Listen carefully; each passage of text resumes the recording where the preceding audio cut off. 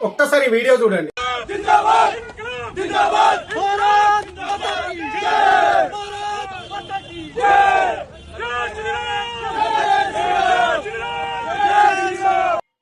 చూశారు కదా, కాంగ్రెస్ జనతా పార్టీని స్థాపించిన అభిజిత్ దీప్కే పైన దాడి చేసిన వ్యక్తికి వీళ్ళు సన్మానం చేస్తున్నారు. అతనిని దాడి చేసిన వ్యక్తికి, అతన్ని చంపాలని చూసిన వ్యక్తికి వీళ్ళు సన్మానం చేస్తున్నారు. అంటే దేశం ఎటుపోతుంది, వీళ్ళు ఏం చేస్తున్నట్టు?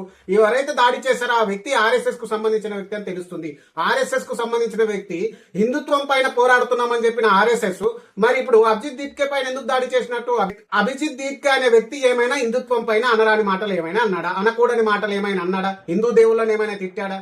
ఎందుకు అభిజిత్ దీప్కే పైన ఆర్ఎస్ఎస్ సంబంధించిన వ్యక్తి ఎందుకు దాడి చేసినట్టు? ఆర్ఎస్ఎస్ మేము హిందుత్వం పేకేదారులము, హిందుత్వం కోసమే ఉన్నాము, హిందుత్వాన్ని రక్షించడం కోసమే ఉన్నామని చెప్తారు కదా. మరి ఎందుకు అభిజిత్ దీప్కే మీద దాడి చేసినట్టు? అభిజిత్ దీప్కే అడిగింది ఏంటి? ధర్మేంద్ర ప్రధాన్ రాజీనామా చేయాలి. కేంద్ర విద్యాశాఖ మంత్రి ధర్మేంద్ర ప్రధాన్ రాజీనామా చేయాలి. నీట్ పేపర్ లీకేజ్ వల్ల చాలా మంది విద్యార్థులు చనిపోయారు, చాలా మంది విద్యార్థులు రోడ్డున పడ్డారు, కాబట్టి విద్యాశాఖ మంత్రి రాజీనామా చేయాలని అడిగాడు. దానికి ఆయనపై దాడి చేయాలా? ఆర్ఎస్ఎస్ దాన్ని సమర్థిస్తుందా? ఎందుకు అతనిపై దాడి చేయాల్సి వచ్చింది?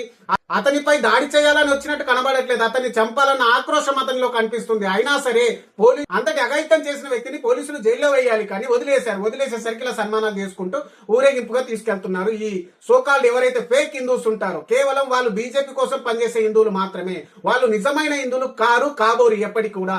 నిజమైన హిందువులు ఇలా చేస్తారా? ఏ గ్రంథాల్లో చెప్పింది హిందుత్వము?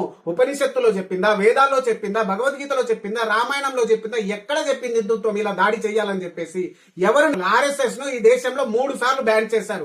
అయినా సరే మళ్ళీ అదే బుద్ధి, మత విద్వేషాలు రెచ్చగొట్టి దేశంలో అల్లకల్లోలం సృష్టించేలా ఉన్నారని చెప్పేసి 3 సార్లు బ్యాన్ చేశారు ఈ దేశంలో ఆర్ఎస్ఎస్ ను.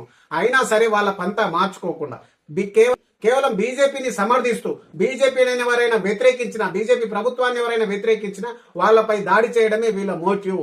ఇదేమి మొదటిసారిగా అదే గుజరాత్ లో 11 మంది బిల్కిస్ బాను పై అత్యాచారం చేసిన 11 మంది విడుదలై వచ్చిన తర్వాత విహెచ్పి వాళ్లకు సన్మానం చేసింది. అంటే ఈ దేశంలో ఉగ్రవాద చర్యలకు పాల్పడ వాళ్ళను, అత్యాచారం చేసిన వాళ్ళను, హత్యలు చేసిన వాళ్ళని, ఇలా అత్యాచారానికి హత్యలకు ఉసిగొల్పుతున్న వాళ్లకు సన్మానం చేస్తారా?